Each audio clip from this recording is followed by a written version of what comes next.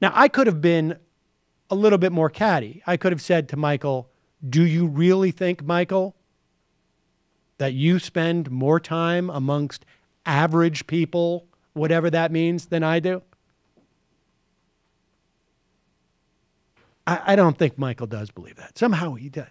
Somehow, I don't know, in Washington, walking the halls of he's spending all that time with Republicans. He spends more time like average people.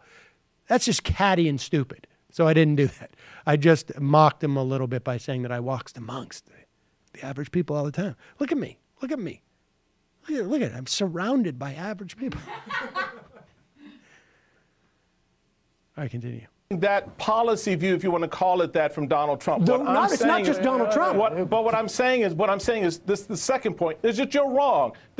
George Bush, during his administration, made it very clear that this was a space that he did not want the country to go into. This was something that Republicans emphasized a great deal during the war on terror. We weren't running around saying these kinds of things. So don't sit there and paint this broad brush. Let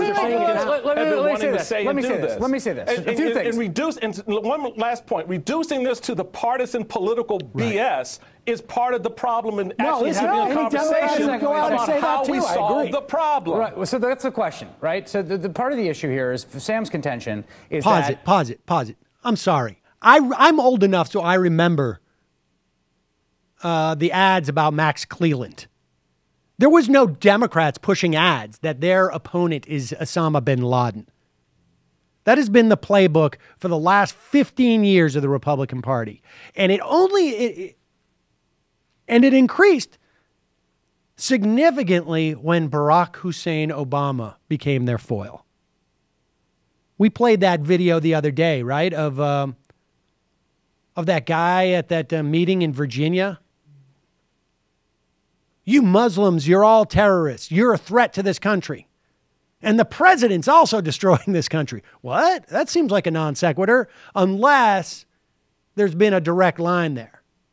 And I respond to the notion of George Bush, who I do think was pretty good about not necessarily blaming all Muslims. But he also was very good at ginning up fear, right? We don't want the mushroom cloud or the, what is it? We don't want the smoking gun to be a mushroom cloud.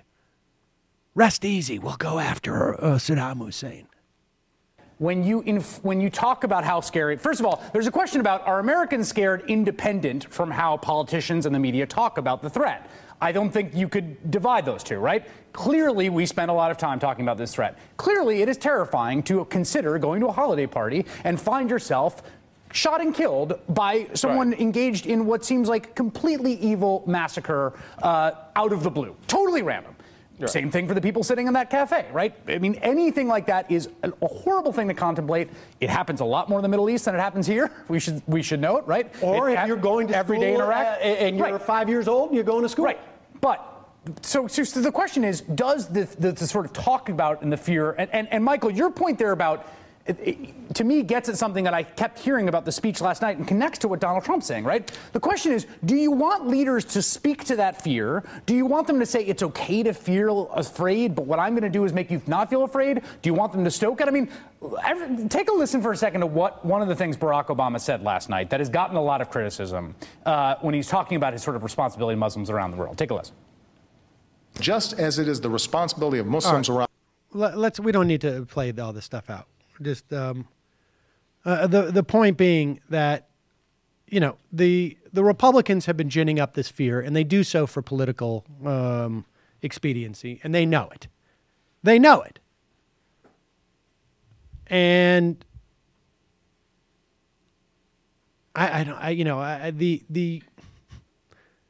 there's a reason why there is huge receptivity in the Republican Party to Donald Trump's message.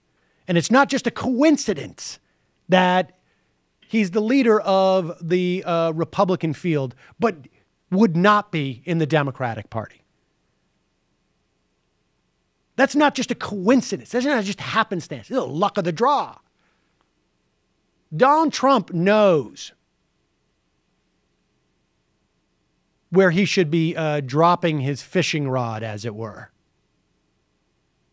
And it's he's fishing in waters where that's where he's going to get all the fish.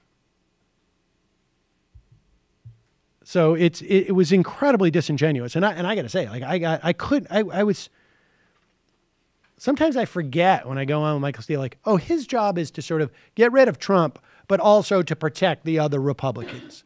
And when I see that so nakedly, I think sometimes I get a little bit overexcited. It's great when you're on with Michael Steele, because when you said, Michael, of course, it sounded like you were talking to this Michael over here.